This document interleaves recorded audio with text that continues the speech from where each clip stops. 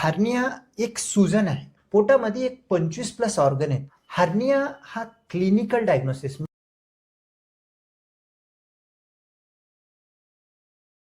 श्रोतेहो नमस्कार, मी डॉक्टर विक्रांत काळे. आमच्या गटफिट क्लब हे जे काही चॅनल आहे याच्यात तुमचं पुन्हा स्वागत आहे. एक हर्निया म्हणून खूप महत्त्वाचा असा एक आजार जो पोटामध्ये काही सूजन म्हणून आपण डायग्नोज केला जातो, याच्याबद्दल आज आपण आपले colorectal surgeon, laparoscopic surgeon doctor Samrat sir हे आपल्यासोबत आहेत. तर त्यांच्याकडनं आपण ह्या आजाराबद्दल आज माहिती घेणार आहोत. सुरुवात करण्याच्या आधी गटफिट क्लबला सबस्क्राईब करा, जेणेकरून तुम्हाला आपले जे काही व्हिडिओज असतील हे रेग्युलरली यांचे इंटिमेशन मिळत जाईल, तुम्हाला फॉलो करता येईल, बघता येतील. तर सुरू करूयात डॉक्टर सम्राट सरांची हर्नियाबद्दलच्या गप्पा. श्रोतेहो, तुमचं आमच्या गटफिट क्लबमध्ये पुन्हा एकदा स्वागत आहे. एक महत्त्वाचा विषय आहे हर्निया. याच्याबद्दल आपले कोलोरेक्टल आणि लॅप्रोस्कोपिक सर्जन डॉक्टर सम्राट जानकर आज आपल्यासोबत आहे. सर, तुमचं गटफिट क्लबमध्ये पुन्हा एकदा स्वागत आहे. तर हे जी हर्निया आहे याच्याबद्दल आम्ही तुमचं आज ब्रेन पिकिंग करणार आहोत. तर हर्निया म्हणजे नेमकं काय, आपण डेफिनेशन पासूनच सुरुवात करूया, म्हणजे श्रोत्यांना एक थोडंसं ग्राउंड लेवल इन्फॉर्मेशन मिळेल. ओके सर, हार्निया एक सुजन आहे पोटावरती, पण ते नॉर्मल गाठीच्या सुजनापेक्षा हा वेगळा सुजन असतो. कधी येतो आणि कधी जातो. तर त्यामुळे तो सुजन मला म्हणतात की मला कधीतरी येतं कधीतरी नाही. आपण उभं राहिलं किंवा खोकललं तर सुजन दिसतो, आणि काही काही वेळेला झोपून राहिलं, रेस्टमध्ये असेल तर सुजन दिसत नाही. तो एक तिथला बनणारा सुजन आहे आणि येत जात राहतं. आतमधलं प्रेशर आलं की बाहेर येतं.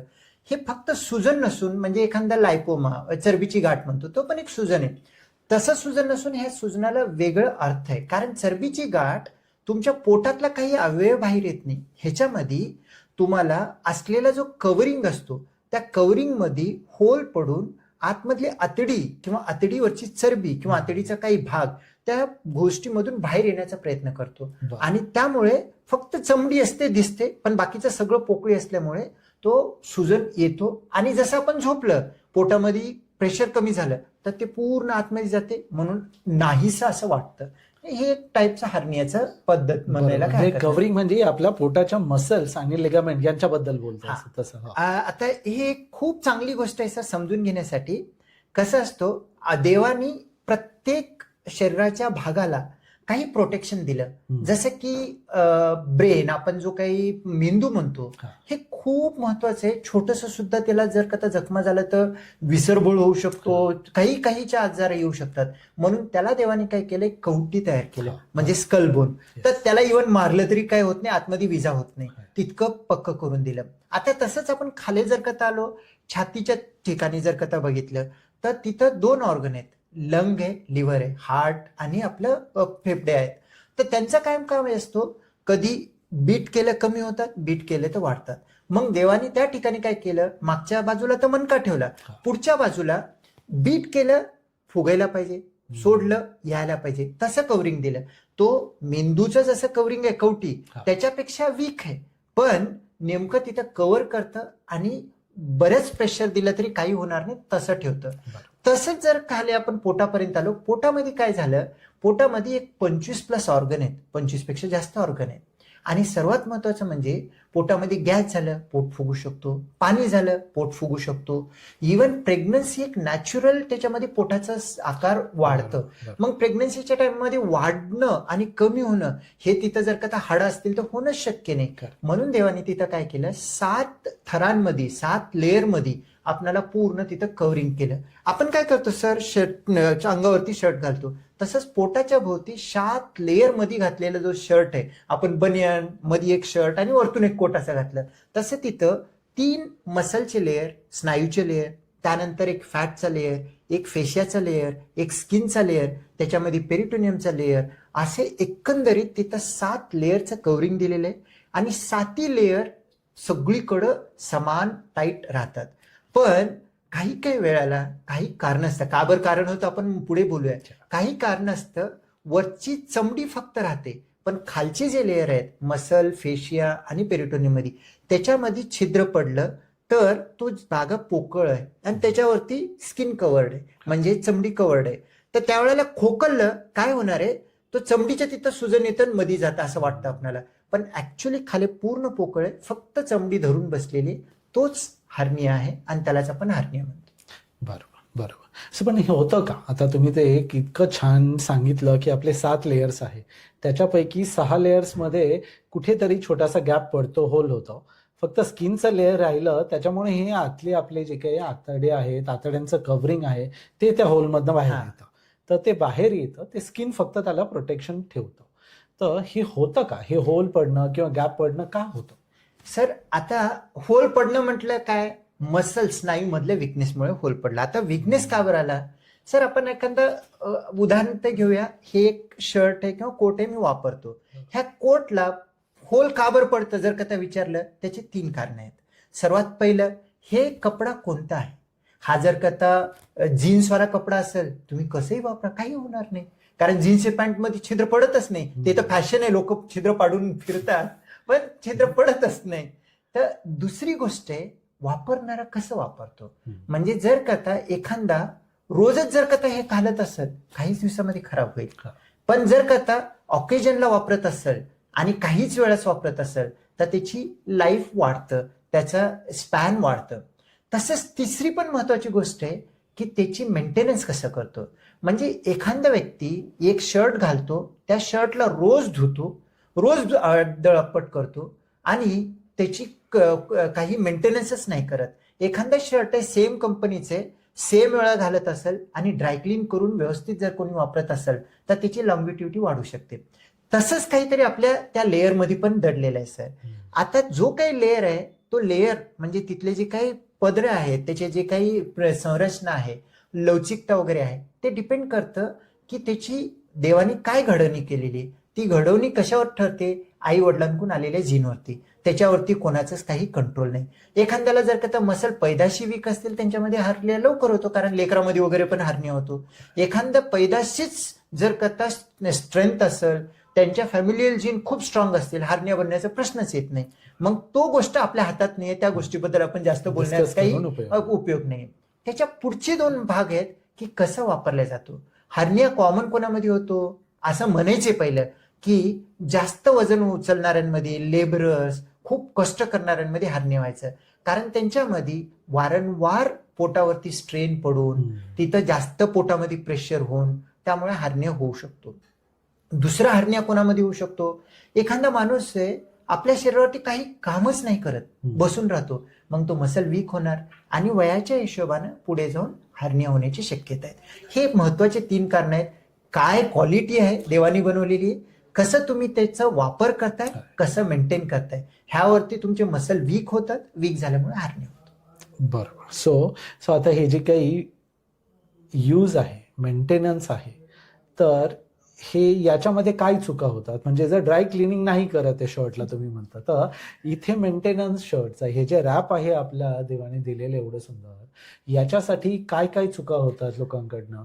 आता ह्याच्यामध्ये सर्वात पहिलं एक गोष्ट, आपण जसं आपण पहिलं बोललं, एजिंग, वयामानाच्या हिशोबानं मसल विकनेस होणं हा स्वाभाविक आहे.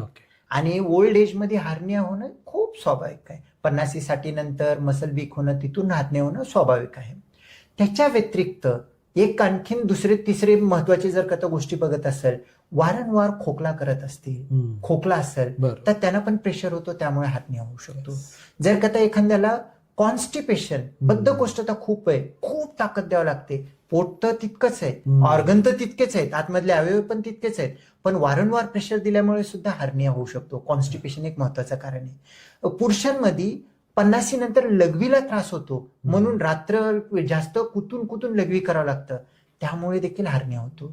स्त्रियांमध्ये प्रेग्नन्सीमध्ये, एक प्रेग्नन्सीच्या पिरियडमध्ये मसल पूर्ण स्ट्रेच होतात, त्यानंतर नॉर्मल होतात.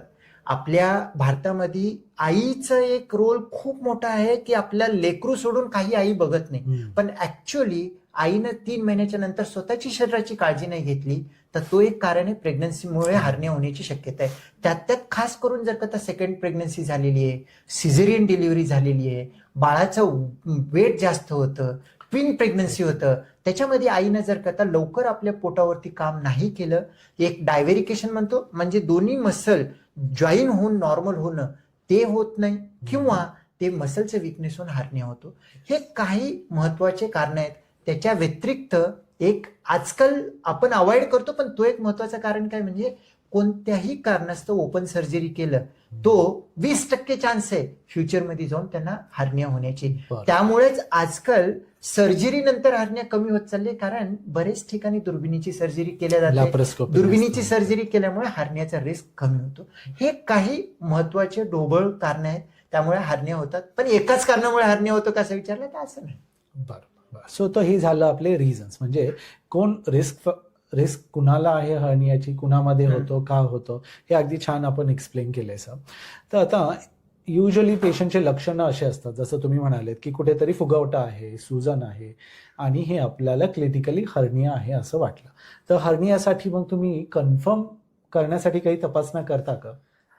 हार्निया हा क्लिनिकल डायग्नोसिस म्हणजे तपासणी आणि हिस्ट्री. पेशंट सांगतो मला गाठ येतो निघून जातो तो, आणि दुसरं की त्यांना तपासल्यानंतर कळून येते की हार्नियाची गाठ आहे का दुसरी गाठ आहे. दुसरं जो काय आहे क्लिनिकल डायग्नोसिस हिस्ट्रीच्या नंतर साधी तपासणी. युजली हार्निया कन्फर्म करण्यासाठी सोनोग्राफी लागत नाही, पण दुसरं काही असोसिएटेड प्रॉब्लेम नाही ना बघण्यासाठी एक साधं पोटाचं सोनोग्राफी करतो. पण काही पेशंटमध्ये हार्निया मोठा आहे, काही वेगळ्या ठिकाणी हार्निया आहे, अटिपिकल हार्निया आहे, काही कारणास्तव हार्निया बनलेला आहे, किंवा काही वेगळं काहीतरी पोटामध्ये प्रॉब्लेम आहे त्यामुळे हार्निया बनलेले आहे. अशा कंडिशनमध्ये सिटी स्कॅन वगैरे करण्याची सुद्धा गरज पडते. बरोबर. सो सोनोग्राफी, सिटी स्कॅन एवढं एनफ आहे, तेवढं त्याच्यात कळून जातं तसं आहे. तर आता हर्निया कुठल्या कुठल्या प्रकारचे असतात, आणि आपण आपल्या श्रोत्यांना जे काही हर्निया सांगतो हे पोटाच्या रिलेटेड हर्नियाबद्दल बोलतोय, तर पोटाचे पण वेगवेगळे हर्नियाज असतात, तर याच्याबद्दल काही सांगू शकाल का? हर्निया कोणत्याही पार्ट मधला आपल्या अनावरणाच्या बाहेर जर ऑर्गन आला तर त्याला आपण हर्निया म्हणतो. पण हर्निया हा शब्द इंग्लिश शब्द आहे, तो फक्त पोटापुरतं मर्यादित आपण बोलूया, म्हणजे आपल्याला ऐकणाऱ्यांना पण त्याचा थोडा माहिती प्रॉपर होईल. हर्निया पोटामध्ये कोणत्या भागामध्ये होतात त्या हिशोबाने हर्नियाचं नाव देतात. जर करता आपल्या छातीच्या खाली इथं जर का हर्निया झालं त्याला एपिगॅस्ट्रिक हर्निया म्हणतो. बेंबीच्या तिथं जे हर्निया होतो युजली लेडीज मध्ये कॉमन असतं त्याला अम्बिलिकल हर्निया म्हणतो. जांघेमधला हर्निया पुरुषांमध्ये कॉमन असतं त्याला इंग्वायनल हर्निया म्हणतो. आणि जर एखादा पहिला सर्जरी केलेल्या त्या व्रणामधून हर्निया झाला त्याला इन्सिजनल म्हणतो. हे कॉमन पद्धत आहे, त्याला सोडून मेडिकली भरपूर टाईपचे हर्निया त्याची काही गरज नाही. बरोबर. पण एक कॉमन आपले हे 4 हर्नियाज आपण बघतो. आणि बऱ्याच वेळा पेशंट असेही येतात की सोनोग्राफी आपण रुटीन चेक वगैरे केलेलं आहे आणि त्याच्यामध्ये हे इंग्वायनल हर्निया किंवा अम्बिलिकल हर्निया असं सांगितलंय, स्मॉल आहे, छोटंसंच डिफेक्ट आहे असं सांगितलंय. तर या सगळ्या हर्नियाजला छोटा असो मोठा असो सगळ्यांनाच ट्रीटमेंटची गरज पडते का? हे खूप चांगला क्वेश्चन आहे सर. आजकाल काय ट्यूबलेस टायरची एक पद्धत आलेली आहे. ट्यूबलेस टायरचं काय सांगतात त्यांना, तुमची जर करता ट्यूबला पंक्चर झालेलं आहे तरी सुद्धा तुम्ही गाडी ढकलू शकता. पण पंक्चर झालेलं बिना पंक्चर काढताच तुम्ही चालवा असं म्हणत नाही. फक्त पहिलं काय राहायचं, पंक्चर झालं की तुम्हाला गाडी थांबवावं लागायची, जवळपास पंक्चरचं दुकान बघावं लागायचं आणि पंक्चर काढावं लागायचं. कारण काय झालेलं आहे, तिचं छिद्र पडलेलं आहे. पण आजच्या ट्यूबलेस टायर मध्ये पंक्चर झालं तरी गाडी चालवता येते हे सांगतात. तसंच देवानी आपल्याला ट्यूबलेस टायर दिलेले, ह्याच्यामध्ये छिद्र पडला तरी प्रॉब्लेम तवाच्या तवा येत नाही, पण ती एक धोकाची घंटी आहे, पुढे जाऊन प्रॉब्लेम येणार आहे. आणि ट्यूबलेस टायर मध्ये पंक्चर झालं तर आपल्याला अर्जंटली काढायची गरज नाही, पण 100% विदिन 1-2-4 किलोमीटर मध्ये 10 किलोमीटर मध्ये जवळ जाऊन काढणं गरजेचं आहे. नाहीतर ट्यूब झिजत जातो, होल मोठा होतो आणि ट्यूब बस झाला तर मग आपलं धोका जास्त होतो. तसंच पोटामध्ये छोटा होल आहे, होल किती सेंटीमीटरचा आहे ह्याला महत्व नाही. होल आहे म्हणजे वीकनेस आहे, आणि एकदा होल झाला तर तो होल वाढतच जाणार आहे. सगळ्यात पहिला रिस्क आहे न ऑपरेट करण्याचा, होल वाढत जाणार आहे. वाढत होल गेला तर नंतर रिस्क जास्त वाढणार आहे, हा सगळ्यात पहिला. दुसरं आहे प्रत्येक घडामोडीमध्ये, म्हणजे आपण उठतो, चालतो, फिरतो, खोकलतो, बसतो, मोशन करतो, लघवी करतो, प्रत्येक वेळामध्ये पोटामध्ये प्रेशर येतं, सगळ्या ऑर्गनला स्क्वीज होतो. जसं आपण वरतून खाली स्क्वीज करतो तसं ऑर्गनची एक टेंडन्सी असते समोर यायचं. मग ऑर्गन समोर येण्याचा प्रयत्न करत राहतो आणि मध्ये जात राहतो आणि खटकन काहीतरी मसलमध्ये ट्विस्ट झाला, ऑर्गन बाहेर गेला, अंगाचा पार्ट इथनं अनावरणाच्या बाहेर गेला आणि ट्विस्ट झाला तर ते अटकून येतो, त्याला आपण ऑब्स्ट्रक्शन म्हणतो. म्हणजे साधा हर्निया होता, त्रास काहीच नव्हता आणि सडनली आतमध्ये आतडी अटकला म्हणून इमर्जन्सीमध्ये ऑपरेशनला यावं लागलं. आणि तो इमर्जन्सीमध्ये 6 घंट्यामध्ये ऑपरेट केला तर पूर्ण आतडीला काही विजा न करता सर्जरी होते. पण 6 घंट्याच्या पुढे गेला तर त्याला आपण स्ट्रँग्युलेशन म्हणतो. म्हणजे आतडींचा रक्तस्राव बंद होतो, आतडी सडते, ओपन सर्जरी लागते, आतडी कापावं लागतं आणि बरेच काही प्रॉब्लेम होतात. म्हणून हर्निया दिसला तर जर सर्जिकली फिट असेल अर्लिएस्ट त्याला सेटल करणे. कोणाला 10-10 वर्ष प्रॉब्लेम येत नाही, कोणाला 2च दिवसामध्ये इमर्जन्सी येतं. मग ती इमर्जन्सीची वाट बघायची नाही आणि कॉम्प्लिकेशन होऊ द्यायचं नाही. कॉम्प्लिकेशनपेक्षा त्याला ट्रीटमेंट करणं बेटर आहे. अगदी छान सर. सो त्याला इंग्लिशमध्ये एक म्हण आहे, stitch in time saves nine. म्हणजे छोटस छिद्र आहे त्याला एका स्टिचमध्ये आपण हे करू शकतो. त्याच्यापेक्षा जर आपण वेळ दवडला तर 9 स्टिचेसची गरज पडणार, जास्तच. तर ही जी म्हण आहे ती अगदी इथे रास्त होत. इव्हन सर अंबिलिकल हर्नियाला गेल्या महिन्यामध्ये चेक केलं, अंबिलिकल हर्निया त्यांना 10 वर्षापासून होतं. 10 वर्षापासून छोटा हर्निया होता, त्याला ट्रीटमेंट न करता ढकलत मोठा झाला आणि आतडी ट्विस्ट झाली. ज्या पर्सनला आजकाल ते आपण बोलणारच आहोत, एकदम ऍडव्हान्स टेक्नॉलॉजीची ट्रीटमेंट आहे ज्याच्यामध्ये काहीही शरीराला विजा न करता येतो. पण तो ट्रीटमेंट न करता त्यांना 10 वर्ष घातल्यामुळे पूर्ण हर्नियामध्ये आतडी खराब झाली. मग त्या आतडीनं आतमध्ये टाकणं, ओपन सर्जरी करणं, बरंच प्रॉब्लेम होतो, ICU लागणं, हे सगळं होतं. म्हणून कॉम्प्लिकेशन नोन आहे, कॉम्प्लिकेशनची वाट बघायची नाही. आणि हर्नियामध्ये पेनची तर वाट बघायचीच नाही, कारण 100 10 पेशंटला पेन होतो, 90%ला पेन नाही. म्हणूनच पेशंट मोठ्या प्रॉब्लेममध्ये अटकण्याची शक्यता राहतो. बरोबर. सो आता हर्निया असेल तर वेळेत त्याचं ऑपरेशन करणं गरजेचं आहे. आणि जर केलं नाही तर जे काही कॉम्प्लिकेशन आहे हेही तुम्ही सांगितलं की स्ट्रँग्युलेशन होणे, गँग्रीन होणे, मोठ्या ऑपरेशनची गरज पडू शकणे. तसं तर याच्या ट्रीटमेंटबद्दल, जर वेळेत आपण ट्रीटमेंट करणार आहोत तर त्याच्याबद्दल थोडंसं बोलूया की काय काय प्रकारचे ट्रीटमेंट्स आपल्याकडे अवेलेबल आहेत ह्या हर्नियासाठी. हर्निया हा एक अनावरणामधला होल आहे, म्हणजे मसल मधला गॅप आहे. मग जर का गॅप असेल तर त्याच्यासाठी ट्रीटमेंट, जो होल आहे त्याला स्टिच करणं हाच ट्रीटमेंट आहे. उदाहरण आपल्याला जर का बघितलं असेल सर, एक 25 वर्षाच्या अगोदर आपण लहानपणी असं होतं की मॅक्सिमम लोक गांधीजींमुळे बरंच व्हाईटच कपडे वापरायचे. आणि व्हाईट कपडे वापरायचे तर काय व्हायचं, कपडा वापरत गेला आणि फाटला तर त्याचे 2 ऑप्शन राहायचे. पहिला ऑप्शन राहायचा की फाटलेल्या कपड्याला रफू करून स्टिच करून वापरायचे. आणि दुसरा एक होता, जर का होल मोठा पडला तर दुसरा एक खराब झालेल्या कपड्याचं टेलर काय करायचं, आतमध्ये ठिगळ लावायचा आणि लावून ते वापरायला द्यायचं. हाच कदाचित प्रिन्सिपल आपल्या हर्नियाला आहे. ह्याच्यामध्ये काय, हर्नियामध्ये एकदम बारीक 2 सेंटीमीटरच्या पेक्षा खाली असेल, बाकी काही विकनेस नसेल, तिथल्या तिथं शिवून, दुर्बिणीनं शिवता येतं, शिवून त्याला प्रॉपर फिक्स करून देणे. जर का मोठा हर्निया असेल, तो हर्निया उद्याच्याला जाऊन आणखीन वापस येऊ शकतो. असं काही त्याचे बरेच फॅक्टर्स असतात. मसल विकनेस आहे, डायव्हेरिकेशन आहे, पेशंटचं वय जास्त आहे, असं काही असेल तर त्या कंडिशनमध्ये आपल्याला आतमध्ये ठिगळ लावावं लागतं. ठिगळ म्हणजे जाळी वापरतो. जाळी म्हणजे एकंदरीत अशी जाळी असते सर, ही एक एकदम बारीक थिन लेअर, ह्याला प्रोलिन म्हणतो. ह्याच्यामध्ये वेगवेगळे कोटिंग असतात, त्या कोटिंगच्या हिशोबाने नाव वेगळे देतात, पण बेसिक हेच असतं की हे एक न तुटणारी मेश असते. ह्याच्यामध्ये छोटे छोटे छिद्र असतात. हे आतमधल्या बाजूनं 2 मसलच्या मध्ये किंवा मसल म्हणजे स्नायूच्या मध्ये किंवा स्नायूच्या आतमधल्या बाजूला लावून फिक्स केलं जातं. आता हे जाळीचं काम काय होतं, हा ठिगळसारखं काम करतो. आपण शिवून तर घेतलेलं आहे, पण झालं का बरं हर्निया, हे सर्जन ओळखतो विकनेसमुळे.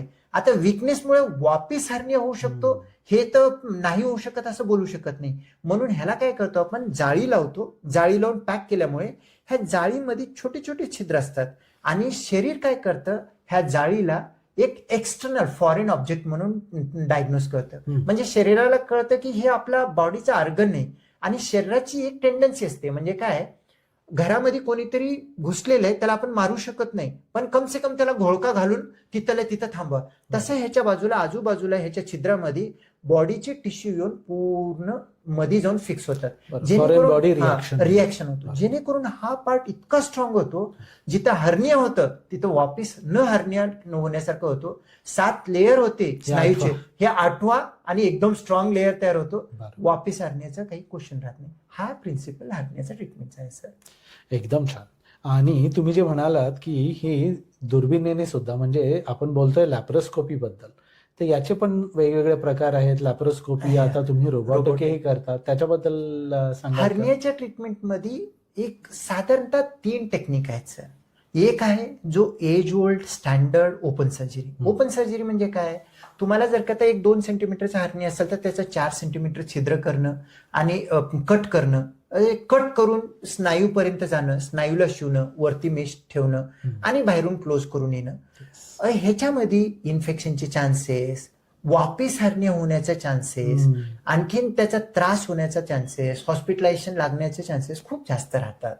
पण आता सध्याच्या 20व्या शतकामध्ये बऱ्यापैकी वाढलं, पण आता सध्या 25 मध्ये दुर्बिणीची शस्त्रक्रिया जास्त चालू झाली.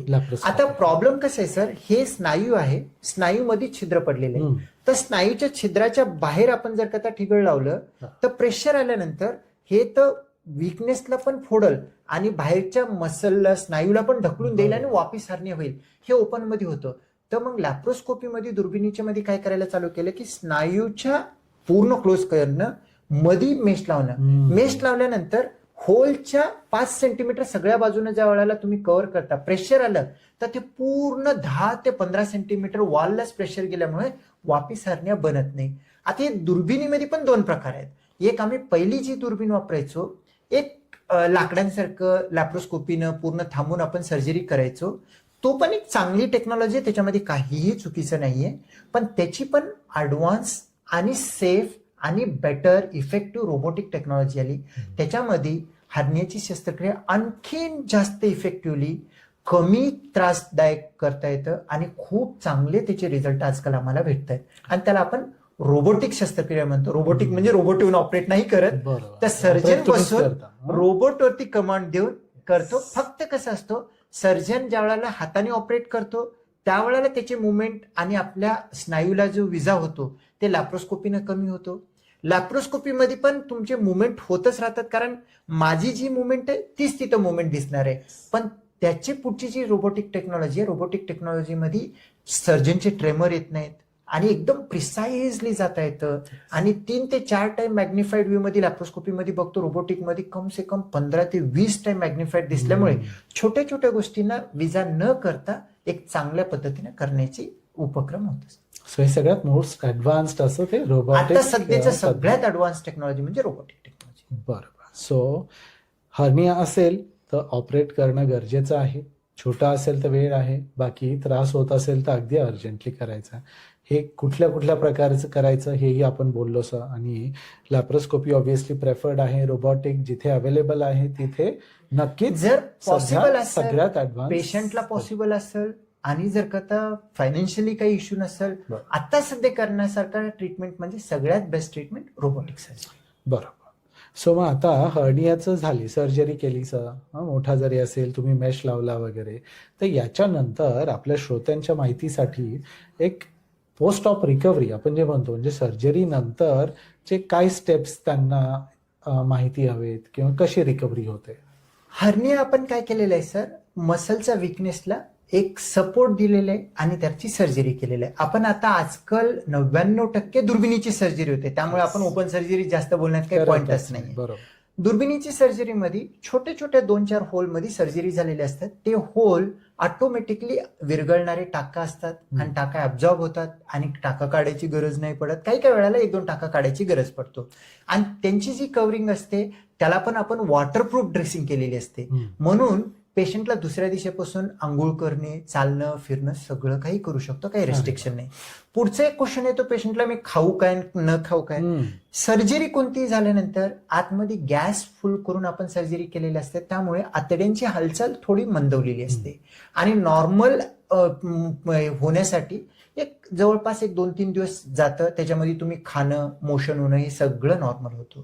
आणि तिसरं महत्वाचं म्हणजे ह्याच्यावरती कसं आपण पुढे घेऊन जायचं आणि कसं राहायचं. हर्निया सर्जरीमध्ये पहिले 3 ते 4 आठवडे पोटावरती जास्त वजन देणं किंवा जास्त खोकलणं, मोशनला ताकद देणं, लघवीला ताकद देणं किंवा जड वस्तू उचलणं हे टाळायला पाहिजे. कारण ह्या सगळ्या गोष्टींचं सरळ सरळ इफेक्ट Pressure. पोटावरती येतो, प्रेशर येतो. प्रेशर आला तर हर्नियाचा रिकरन्स होण्याची एक चान्स राहतं. बरोबर. त्यामुळे हे सगळ्या गोष्टी ज्या ज्या गोष्टीमुळे आपल्या पोटावरती जास्त त्रास येऊ शकतो त्या त्या गोष्टी अवॉइड करणं, इव्हन संबंध ठेवणं सुद्धा हे 4 ते 6 आठवड्यासाठी नको म्हणून सांगतो आम्ही. आणि त्याच्या व्यतिरिक्त गाडी वगैरे चालवणं ह्या गोष्टीमध्ये जर का तर तुमचं किक स्टार्ट आहे आणि तुम्ही बसून येताय अशा काही गोष्टी असेल तर ठीक आहे, पण शक्यतो ड्रायव्हिंग करणं युजली 4 आठवडे अवॉइड करणं गरजेचं असतं. हर्नियाच्या सर्जरीमध्ये जर का तर आतून जाळी ठेवलेली असेल, खूप मोठा हर्निया असेल, टॅकर लावले असेल तर थोडं वेदना असू शकतो. आणि जर का तर पूर्णच रोबोटिक सर्जरी झाली आणि पूर्ण मेश स्नायूच्या लेअरमध्ये 2 लेअरमध्ये फिक्स जर का झालं तर वेदना खूप कमी होतो. आणि जर वेदना कमी असेल तर हळूहळू तुमची रुटीन कामं चालू करू शकतात. काही काही पेशंटमध्ये त्यांची वेदना टॉलरेट करण्याची शक्ती चांगली आहे आणि मेश मध्ये बसलेली आहे, अशा कंडिशनमध्ये दुसऱ्या दिवशी सुद्धा कामाला लागू शकतात. असं काही मेजर इश्यू नसतो. आणि जर का पोटाचा मोठा हर्निया झालेला असेल तर पोटाला थोडा सपोर्ट लागतो. युजली आम्ही त्यांना अब्डोमिनल बेल्ट देतो. एक 3 आठवडे 4 आठवडे व एक्स्ट्रा सपोर्ट वापरलेला बेटर असतो सर. आणि हे एकंदरीत सगळ्यांना सांगतो. सो युजली डिस्चार्ज 2-3 दिवसात नाही होतात? सर, युजली 24 to 48 आवर. 24 म्हणजे आज super, ऍडमिट, आजचं super. सर्जरी, उद्याच्याला डिस्चार्ज हे 95% म्हणजे पेशंट लगेच चालणं फिरणं घरी जाणं हां. होतं, Yeah. पण कामाला परत जाणे वगैरे हे बेसिक प्रॅक्टिकल जे काही प्रश्न आहेत तर हां. हे कधी युजली हे डिपेंड करतं त्यांची बॉडी काय रिकव्हरी सिग्नल देते. बरं. आमच्या साईडनं असं सांगितलेलं असते की तुम्ही 2-3 दिवसामध्ये जाऊ शकता. पण मी बेसिक प्रत्येक पेशंटला सांगतो की एखादा व्यक्ती पूर्ण लाईफ स्पॅन जरी घेतला, इव्हन 2-2, 3-3 सीझर काही स्त्रियांचे होतात त्यांचं पण घेतला, 10 नंबर सर्जरीचा कोणी गाठत नाही. डबल डिजिट सर्जरी होत नाही. जर का तर 10 नंबर होत नाही आणि एखाद्या व्यक्तीचं आपण असं कन्सिडर करू 80 वर्ष ते 100 वर्ष जगलेलं आहे, म्हणजे 10 वर्षात एक सर्जरी आली.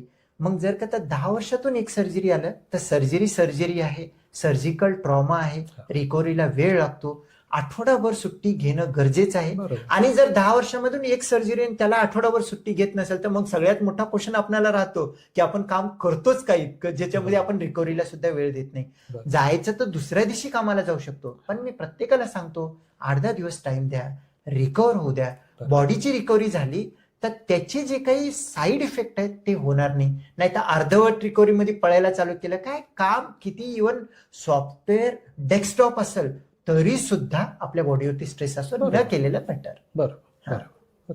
आणि एक बोलता बोलता महत्वाचं एक राहून गेलं सर, लॅप्रोस्कोपी रोबोटिकचा आणखीन एक महत्वाचा एक ऍडव्हान्टेज ह्याच्यामध्ये असं आहे की काही काही लोकांना बिंबीचा हर्निया असतो, जांघेतला हर्निया असतो आणि इथं वरती पण हर्निया असतो. अशा ठिकाणी ओपन सर्जरीमध्ये वरती एक कट, मध्ये एक कट, खाली एक कट, 4-4 कट व्हायचे. पण दुर्बिणीची सर्जरी आल्यामुळे एखादा पोर्ट साईट म्हणजे छोटा एखादा निक वाढू शकतो, पण कितीही हर्निया पोटामध्ये असतील तर एकाच सर्जरीमध्ये एकाच सेटिंग मध्ये दुर्बिणीनं करता येतात. जास्त चिरा घ्यायची नाही गरज पडत. हे पण एक खूप महत्वाचं आहे. बेनिफिट आहे. आणि त्याच्या पण पुढचं असं आहे की काही काही पेशंटला हर्नियाची सर्जरी आलेली असतात. कधी गॉल ब्लॅडरचा प्रॉब्लेम असतो, कधी बॅरेट्रिक वजन कमी करण्याची सर्जरी असते, कधी कधी मातांमध्ये स्त्रियांमध्ये गर्भाशयाची पिशवीची सर्जरी असतो.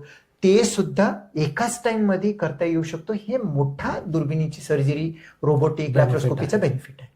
सुपर सर, ही सर खूपच छान माहिती सांगितली आणि खूप डिटेल्ड अशी माहिती आपण हर्नियाबद्दल घेतलेली आहे. तर श्रोत्यांनो, होपफुली तुम्हाला ही सगळी माहिती आवडलेली आहे. सो आता हर्नियाबद्दल ही सगळी छान माहिती मिळालीच आहे सर. सो आता फक्त शेवटचे 2 प्रश्न आहेत. पहिला असा की ऑपरेशन झालं तर पुन्हा हर्निया, आता तुम्ही मेश वगैरे लावून छान सर्जरी केली तर परत व्हायचे चान्सेस कमीच असतात, पण तरीही पेशंटने काय काळजी घ्यावी की जेणेकरून पुन्हा हर्निया होणार नाही? किंवा दुसरा प्रश्न असा आहे की ज्यांना हर्निया नाही त्यांना हर्निया होऊ नये म्हणून त्यांनी काय काळजी घ्यावी? हे दोन्ही महत्वाचे प्रश्न आहेत शेवटी. सर, दोन्ही सुद्धा खूप महत्वाचे विषय आहेत सर. एखाद्याला हर्नियाच होऊ द्यायचं नसेल तर प्रिन्सिपल मागत जायचंय सर आपल्याला. हम्म. देवाने दिलेलं आपण बदलू शकत नाही. आपल्या हातात असलेल्याला चांगलं सांभाळून ठेवणं म्हणजेच काय तर बॉडीचं. लोक म्हणतात कोणाचा मणका किती स्ट्रॉंग आहे तितकं तो माणूस चांगला आणि रुबाबदार दिसतो असं म्हणतात. मी त्याच्या उलट म्हणतो ज्याचं कोर चांगलं आहे तो माणूस तितकं रुबाबदार चांगला दिसतो. कारण कोर एक असं आहे म्हणजे पूर्ण स्नायू असं आहे त्याच्यावरती पूर्ण तुमची पर्सनॅलिटी, तुम्हाला पुढचं फ्युचर सगळ्या गोष्टी डिसाईड करतात. त्यामुळे प्रत्येक व्यक्तीला ज्याला हार्निया नाही आठवड्यातले 2-3 का दिवस होईना साधं फ्लँक करणं आणि काही अबडॉमिनची एक्सरसाइज करणं, प्रॉपरली छोटे छोटे एक्सरसाइज पण पोटाचे जर का केलं तर हार्निया येत नाही. आणि हार्निया तोंड मोठं करून ठेवलं आणि पोटावरती एक्सरसाइज नाही केलं तर मसल वीक होऊन हार्निया होऊ शकतो. आता त्याच्याच निगडीत दुसरा तुम्ही प्रश्न विचारला की हार्नियाच्या सर्जरी नंतर हार्निया होऊ शकतो का. हार्नियाच्या सर्जरी नंतर हार्निया होण्याची शक्यता राहतो. जास्त शक्यता ओपन मध्ये आहे, दुर्बिणीची सर्जरीमध्ये शक्यता कमी आहे. पण तरी हार्निया सर्जरी नंतर हार्नियाची शक्यता नकारतात नाही, त्यालाच आपण रिकरन्स म्हणतो. तो रिकरन्स होण्याचे नेमकं 3-4 कारण आहेत. सगळ्यात पहिला पेशंट म्हणजे सर्जरी झालं म्हणजे माझं पूर्ण आतमधलं सगळं स्टिच केलं आता काही होणार नाही म्हणून नॉर्मल राहायला चालू केलं तर त्यामुळे हार्निया होण्याची शक्यता आहे. पेशंटनी कोरवरती नंतर 1 महिना 1.5 महिन्यानंतर काम करावं, कोर बिल्डअप करावं जेणेकरून हार्निया होत नाही. दुसरा आहे आजार, काही गोष्टी म्हणजे एखाद्याला बद्धकोष्ठता आहे, एखाद्याला लघवीचा त्रास आहे, वारंवार खोकला होतो, अशा गोष्टी आहे तर त्या कंडिशनमध्ये हार्निया वापस होऊ शकतो. कारण वारंवार तिथं प्रेशर डेव्हलप होत असेल तर होऊ शकतो. तिसरा महत्वाचं कारण आहे तुम्ही कुठं सर्जरी केली आणि कोणती केली. जर ओपन सर्जरी केलेली आहे आणि तो जर हार्निया स्पेशलिस्ट नसेल, चांगलं जर सर्जरी केलं नसेल त्या व्यक्तीमध्ये हार्निया वापस होण्याची शक्यता आहे. कारण जाळी कोणती वापरली, मोठी जाळी वापरली का, चांगलं फिक्स केलं का, ह्या सगळ्या गोष्टीवरती डिसाईड होतं. त्यामुळे एखाद्याला हार्निया असेल तर गडबड करू नये, चांगल्या ठिकाणी करून घ्यावं. जितकं शक्य तितकं प्रयत्न करावा, जाळी लावून दुर्बिणी न करून घ्यावं जेणेकरून वापस होण्याची शक्यता कमी होतो. जर सर्जरी झाली तर 3 आठवडे गॅप द्या. 3 आठवड्याच्या नंतर हळूहळू तुमच्या पोटावरती काम करा. कारण तुम्ही न केल्यामुळे हार्निया झालेला आहे. आता आणखीन एक हार्निया होऊ नये म्हणून तुम्हाला काळजी घेणं गरजेचं आहे. आणि नंतर दुसरे काही जर सोबत आजार असतील, बद्धकोष्ठता आहे, खोकला आहे, युरिनचा प्रॉब्लेम आहे, त्याला मुळापासून ट्रीट करावं जेणेकरून प्रेशर वारंवार बिल्ड होणार नाही. छान सर, अगदी उत्तम, खूपच मस्त आणि डिटेल सगळं तुम्ही सांगितलेलं आहे. तर श्रोत्यांनो तुम्हालाही होपफुली हे सगळं डिटेलमध्ये कळालंय, आवडलं आहे. तर आपली पद्धत आहे सर एक शेवटी एक समराईज संक्षिप्तमध्ये हार्नियाबद्दल आमच्या श्रोत्यांना तुम्ही काय सांगाल. हार्निया हा एक पोटावरती होणारा सुजन आहे. तो सुजन किंवा गाठ नसून तो आतडी बाहेर येऊन मध्ये येऊन जाणार आहे. हे साधी गाठ किंवा चरबीची गाठ म्हणून दुर्लक्ष करू नये. हार्निया जिथं पण डायग्नोज झालं, जिथं पण तुम्हाला निदान झालं तिथं ट्रीटमेंट करणं गरजेचं आहे. कारण बिना शस्त्रक्रियाचा हा जाणार नाही. कोणतेही हार्निया बेल्ट, हार्निया टीनं हा बरं होत नाही. आणि एकदा जर का त्या ट्रीटमेंट करायचं ठरवलं तर चांगल्या ठिकाणी जाळी वापरून आणि दुर्बिणीची शस्त्रक्रिया केली तर परमनंटली प्रॉपर होऊ शकतो, वापस येणार नाही. आणि सर्जरी झाली म्हणून दुर्लक्ष करणं पण चालत नाही. सर्जरी झाली म्हणजे आजचा हार्निया ट्रीटमेंट झाला, पुन्हा उद्भव नाही म्हणून तुमची शरीराची, तुमची स्नायूची काळजी घेणं, त्याला स्ट्रेन देणं प्रत्येकाची गरज आहे, प्रत्येकाने करायला पाहिजे. आणि ज्याला हार्निया नाही तर हार्निया वयानुसार, विकनेस अनुसार होऊ शकतो, न होऊ नये त्यासाठी तुमचं कोर स्ट्रेंथ डेव्हलप करणं गरजेचं आहे. त्याच्याशिवाय विलाज नाही. एकदम मस्त, छान, अगदी सर. सो आता शेवटचं आपलं एक आहे, आमच्या सगळ्या श्रोत्यांसाठी तुम्ही काय मेसेज द्याल, एक शब्द आपण, एक कीवर्ड आपण म्हणतो. जर का हा व्हिडिओ तुम्हाला आवडला असेल आणि बेसिक हार्नियाबद्दल तुम्हाला पूर्ण माहिती भेटला असेल तर आमच्या कमेंट बॉक्समध्ये हार्निया असं टाईप करा जेणेकरून आम्हाला कळेल की तुम्हाला हा विषय आवडला आणि समजला. तर हार्निया टाईप करा. आणि हार्निया निगडीत जर का आता दुसरं काही तुम्हाला प्रश्न असेल, काही दुसऱ्या पचन संस्थेबद्दल काही तुम्हाला विचारायचं असेल तर तुम्ही या कमेंट बॉक्समध्ये विचारू शकतात. आमच्या पद्धतीनं एक तर व्हिडिओनं किंवा त्याला आन्सर करून आम्ही आन्सर करण्याचा प्रयत्न करूया सर. अगदी छान. सो श्रोते हो, तुमच्या सर्वांचे आभार. डॉक्टर सम्राट सर तुमचेही अगदी मनपूर्वक आभार. खूप छान डिटेलमध्ये हार्नियाबद्दल माहिती मिळाली आहे, मलाही शिकायला मिळालं याच्यातनं. So thank you so much. Thank you. Thank you. तर श्रोते हो, हा व्हिडिओ तुम्ही जर शेवटपर्यंत बघितला असेल, तुम्हाला आवडला असेल तर आमच्या चॅनलला नक्की लाईक करा, सबस्क्राईब करा. तुम्हाला जर कोणी माहीत आहेत फ्रेंड्समध्ये, फॅमिलीमध्ये ज्यांना हर्निया हा आजार आहे, त्यांना हा व्हिडिओ पाठवा. कुठेही असून द्या, त्यांना याच्यातनं माहिती नक्की मिळेल. त्यांच्या डॉक्टर्स, त्यांच्या लॅप्रोस्कोपिक सर्जन्सला जाऊन भेटण्यासाठी त्यांना प्रवृत्त करा, की जेणेकरून त्यांना पुढे जाऊन जास्त त्रास होणार नाही. आमच्या कमेंट सेक्शनमध्ये सुद्धा काही अजून तुमचे सजेशन असतील तर हे नक्की द्या. याने आम्हाला एनकरेजमेंट तर मिळतेच, अजून पुढचे काही टॉपिक्स करायलाही आम्ही नक्की प्रयत्न करू तुमच्या सजेशन्सनुसार. तर आमचा गटफिट क्लबच्या आजच्या एपिसोडला जॉईन केल्याबद्दल तुमचे मनपूर्वक धन्यवाद. थँक्यू.